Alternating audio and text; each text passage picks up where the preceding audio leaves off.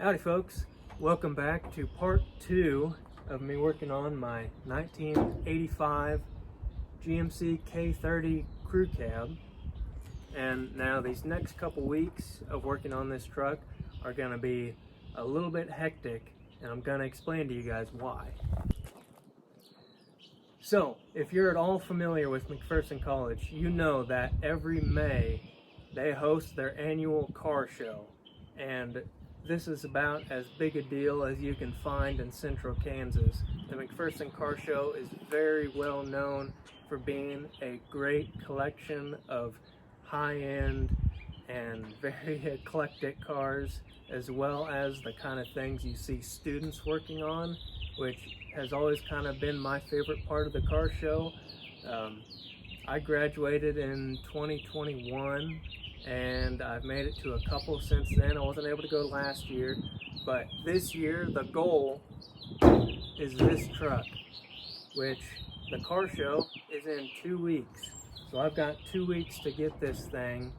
I've got a checklist here of everything that needs done in order to get this truck back on the road. So what I'm going to be going through today is a big box load of parts we're going to be trying to get installed on this truck. I've got a new starter, spark plug wires, fan belts. We got a piece to hopefully, a sensor to hopefully let us read the oil pressure. A few other things I've got to do, gas tank. We'll kind of go through all that.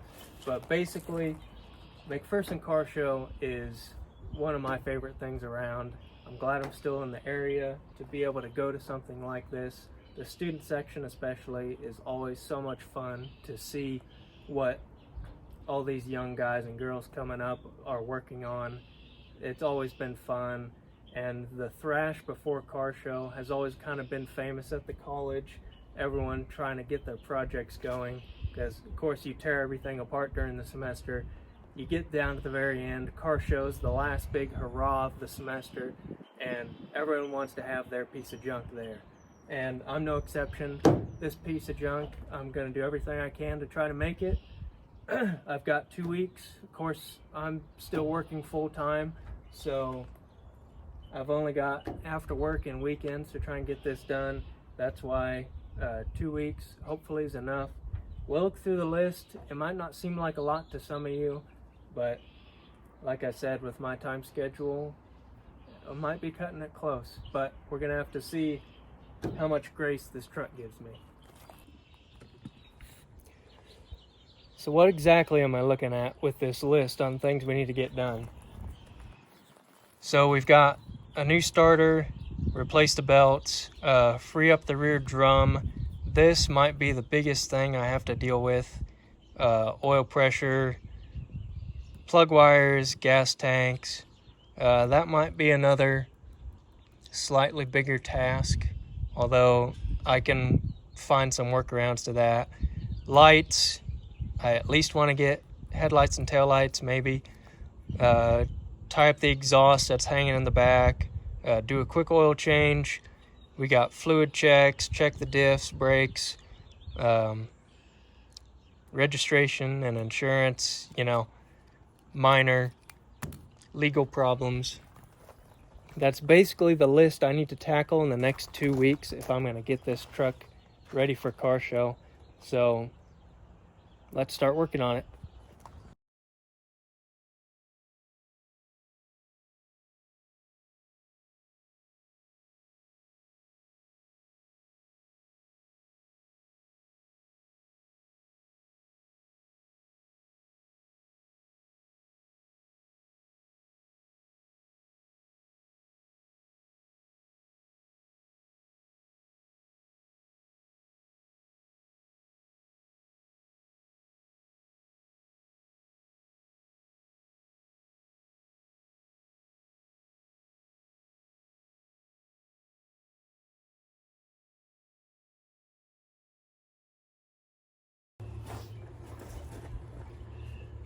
Well guys, so talk about a easy job turning into a pain in the butt.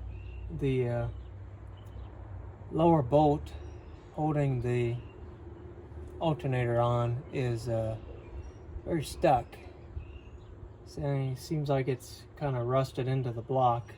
I've been trying to pry on it and trying not to break it, but it's sure been taking a lot longer. Don't you just love when that happens? So this has been taking a lot longer than I was hoping it was going to.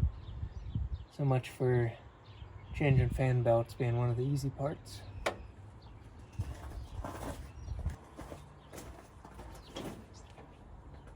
So the other fun part about working on old cars is old car parts.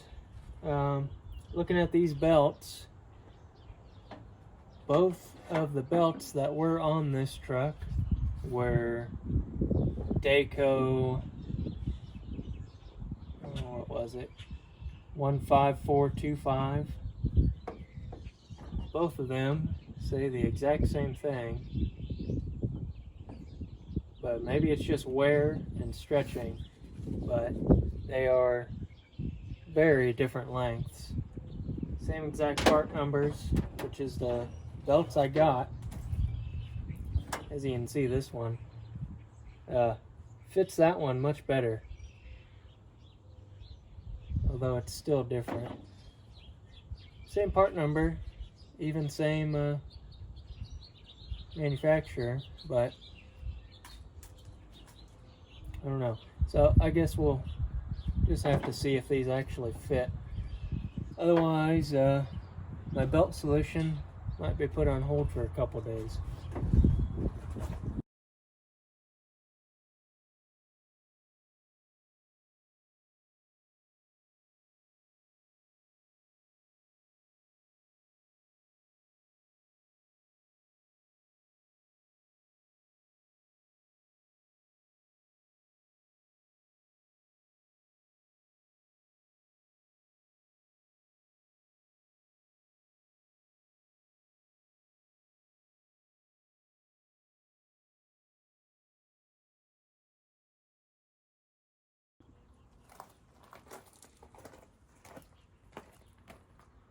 Well, when working on cars and trying to fit aftermarket parts and broken bolts and rusted pieces, when things aren't quite going your way, a little ice cream treat from your wife kind of makes things a little better.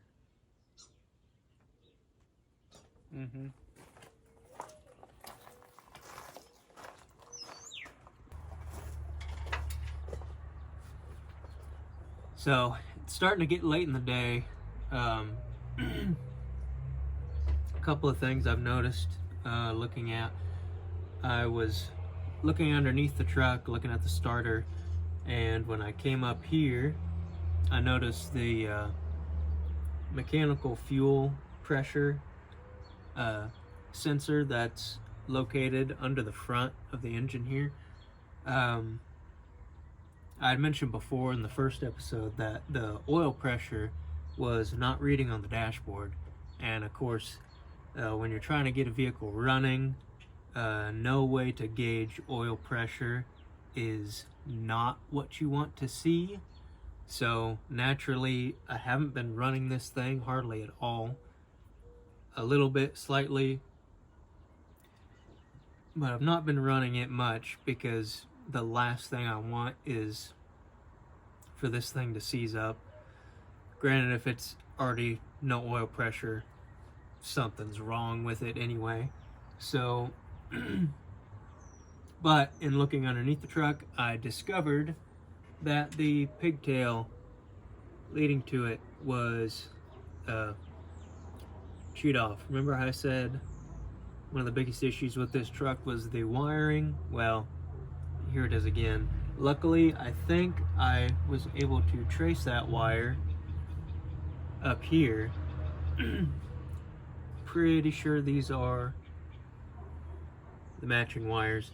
So I'm going to find a piece of scrap wire out of my toolbox. I'm going to make an extension.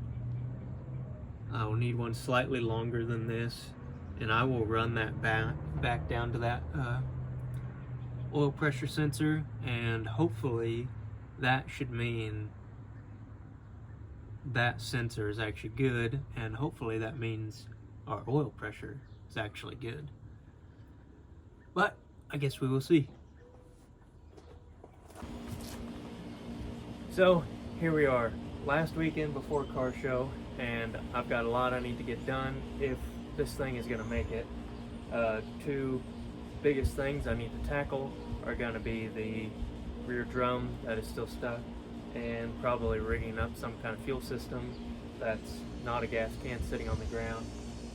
I was able to get the oil pressure wire fixed up, so what I'm going to do first thing now is throw a battery back in it. We're going to get some fuel up in the carburetor, and I'm going to see if I can get it running again to where I can read if the oil pressure gauge is actually functioning, and if it is, if I've got any oil pressure. So I'm going to test on that first, and then we're going to start trying to check off some of these boxes. Still a lot to do, but we've got one weekend. I'm going to try to do as much as I can. The weather is not looking promising. We've got storms heading our way. The clouds are already rolling in. The sky's getting dark, but I'm going to try to do what I can for right now. So let's get to it.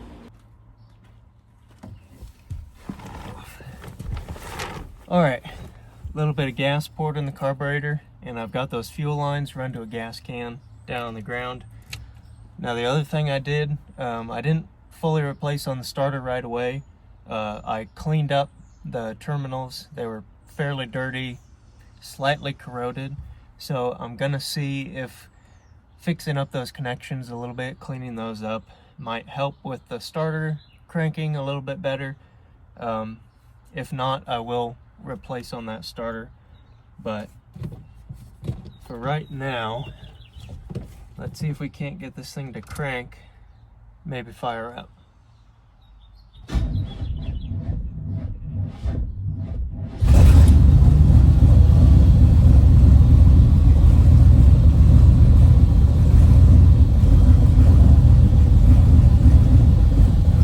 Oil pressure gauge is working. Take a look at this. It says 60 pounds. Looks like we're charging too.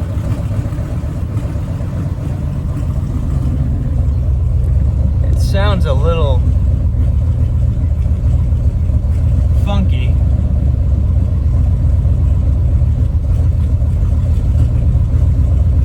I think we're pulling fuel though.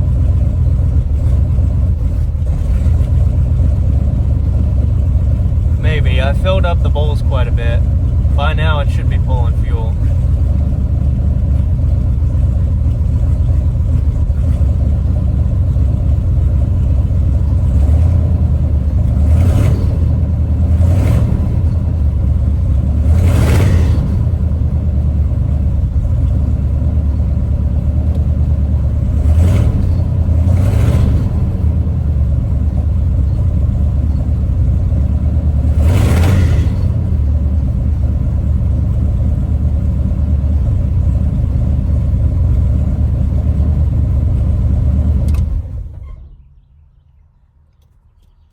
Well, that makes me feel better. The oil pressure gauge seems to be working. I think it was right, 60 pounds, because right now it's just slowly creeping down after shutting it off, which is, I mean, that's what you normally see. So that's good. I think I can check that off the list now. Yeah, I guess we'll just have to move on.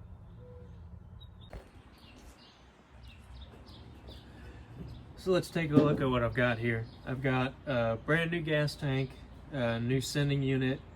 I've already kind of prepped it, running some sections of fuel line, our filler neck, and of course 2 new hangers. So we can hang this thing up in the truck. The old ones were came with it, but they're basically completely rusted through. And also these anti-vibration pads. It's basically just a section of heavy cloth, cardboard type stuff. Wrap it around there. Keeps the metal on metal contact to a minimum. Keep the vibrations down. So we're gonna get this. The way this is gonna go, we've got our front bracket that's got this curved top section, and it's shorter. This will mount to the front of the tank, and the rear is more of a squared off bracket, square on the top.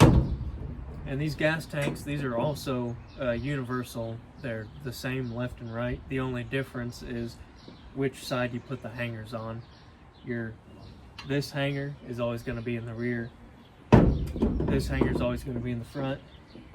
And basically the only things that switch is the way your filler neck mounts. It points to the other direction, and your sending unit you'll want facing the other direction too. So we're gonna get these brackets installed on here. It's gonna wrap around. We'll have it snug, not all the way tight, and then use a jack to hoist this up underneath the truck, bolt it in, and then we'll do our final tighten down of these wraparound straps. So let's get this installed. So something with bolt-in parts that are made to fit together. They don't always quite fit together. This flange that wraps all the way around the outside is keeping this strap from reaching all the way around.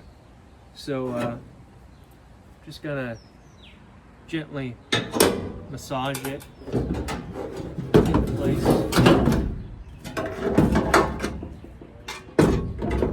This is the proper technique you really want to use when working on your gas tank.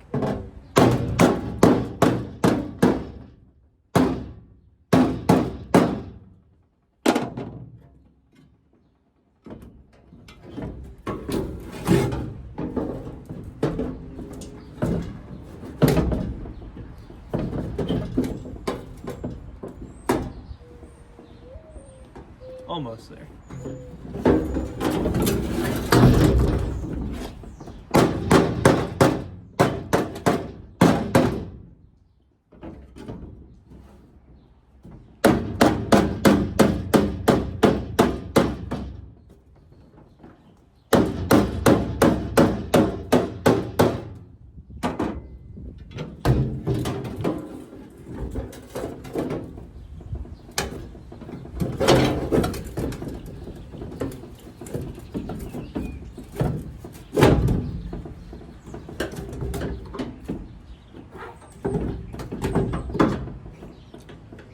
Like a glove.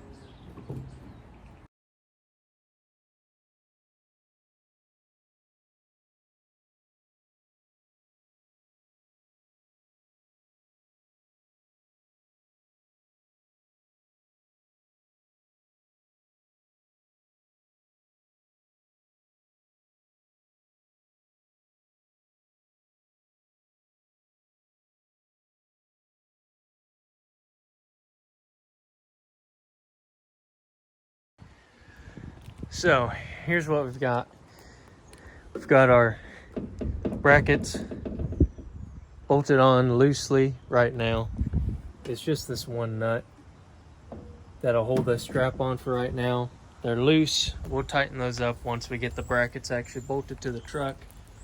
We've got our sending unit with our sending and return lines.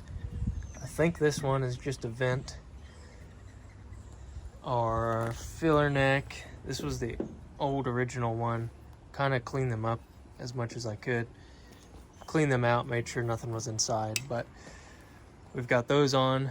So next step is going to be getting the jack, and we're going to be picking this thing up to bolt it inside.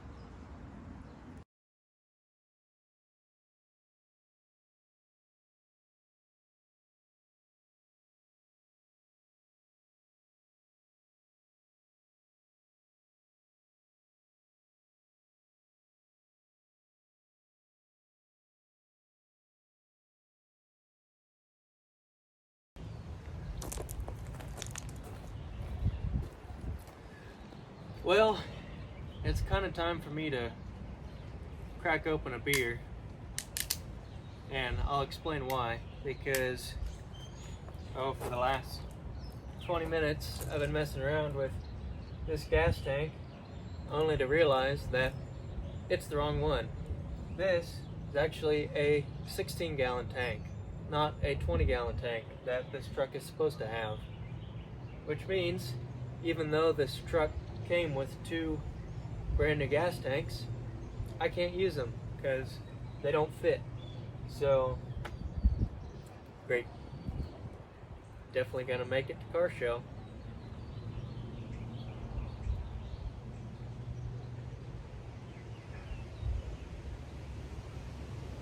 I don't know.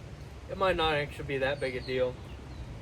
I looked up and O'Reilly's has the gas tank I need. I can get a 20-gallon here tomorrow. It's just the weekend is when I have most of my time to work on this, and now the gas tank I thought was going to work great doesn't fit. So I'm gonna move on to some other stuff. I think now I'm gonna do some cleaning up on the inside. The interior of this truck is really, really dirty. So I'm gonna move on to trying to do some of that. Get that gas tank ordered so I can hopefully pick it up tomorrow. And then I'm just gonna have to try to get that installed after work sometime this week. So on to something else, I guess.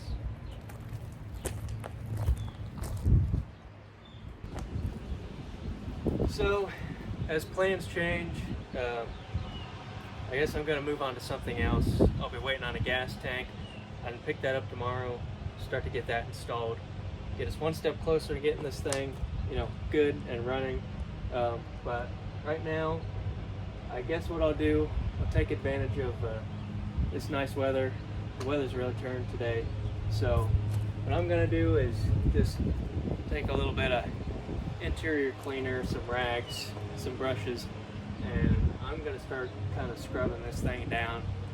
It's a little gross on the inside. It's very dirty, definitely hasn't been cleaned in a lot of years.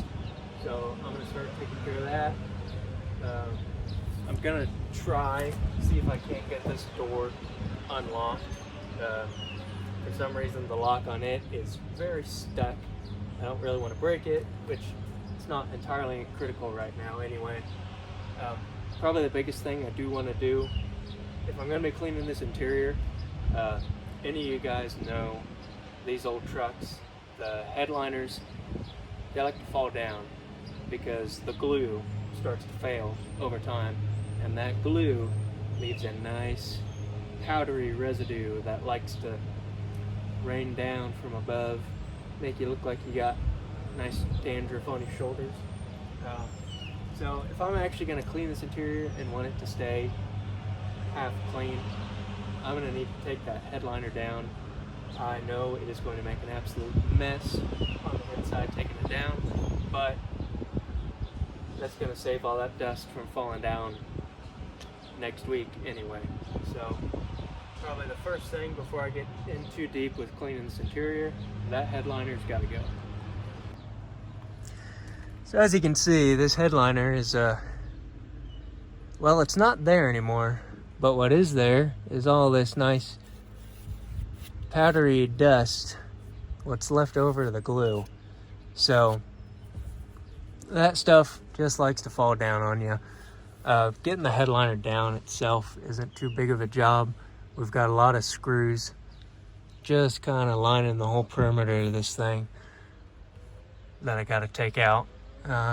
So it's not too big of a job, but I know it is going to make a mess, so I'm not necessarily looking forward to it, but it needs done. I mean, I don't know what you guys think, but I really think I look good in this truck. Well, as you can see, looks much nicer than that old flaky, gross headliner. But, of course, did make a mess on the seats. So I think what I'll do now is get the vacuum out. We'll try and pick up as much of the big stuff as possible. I know I've got quite a muddy, sandy, dirty mess down here. I'll probably have to figure something out with this seat. I mean, all this foam is flaky, falling apart. It's gross too.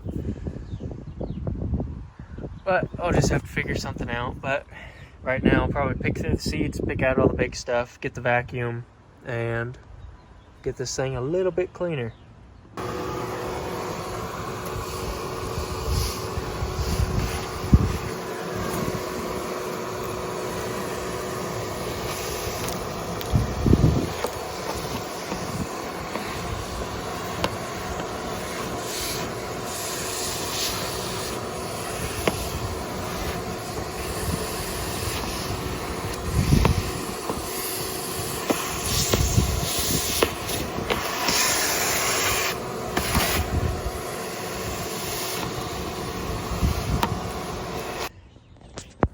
Now this is probably going to be one of the most satisfying parts of cleaning the inside of this truck, other than getting the headliner out.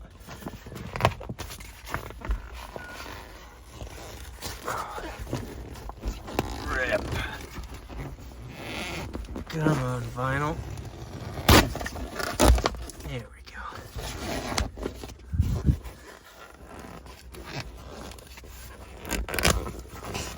That right along that stitch.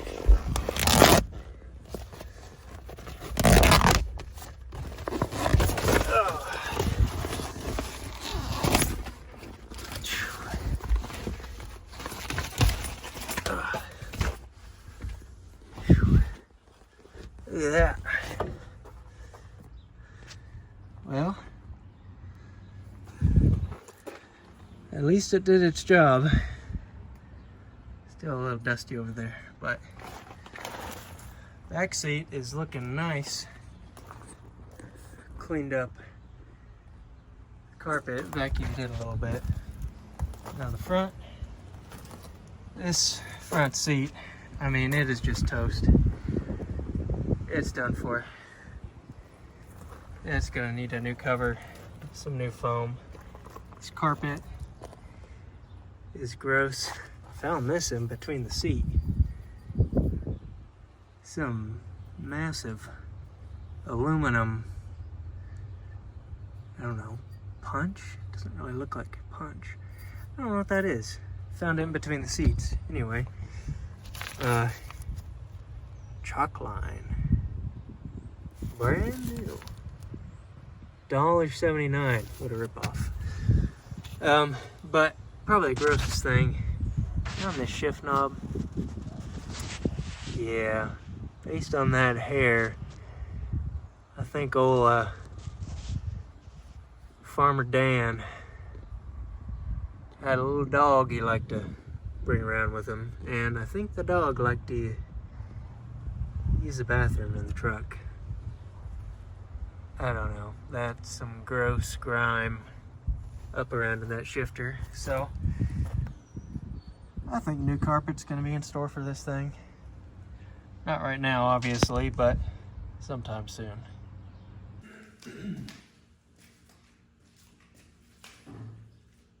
So, thanks to O'Reilly's, I now have the proper gas tank, actual 20-gallon tank.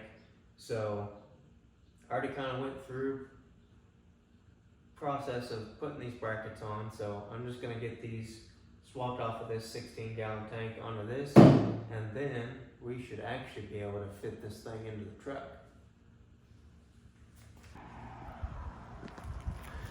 So, as you can see, I can't. It's gotten dark on me, and kind of looks like storm clouds are rolling in.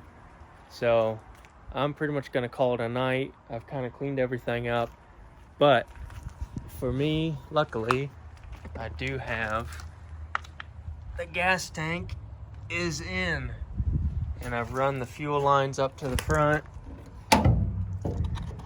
Filler neck's in there too. So my fuel system is essentially done. but I can't really see anything in the dark anymore. So I'm gonna call it a night, wrap things up here.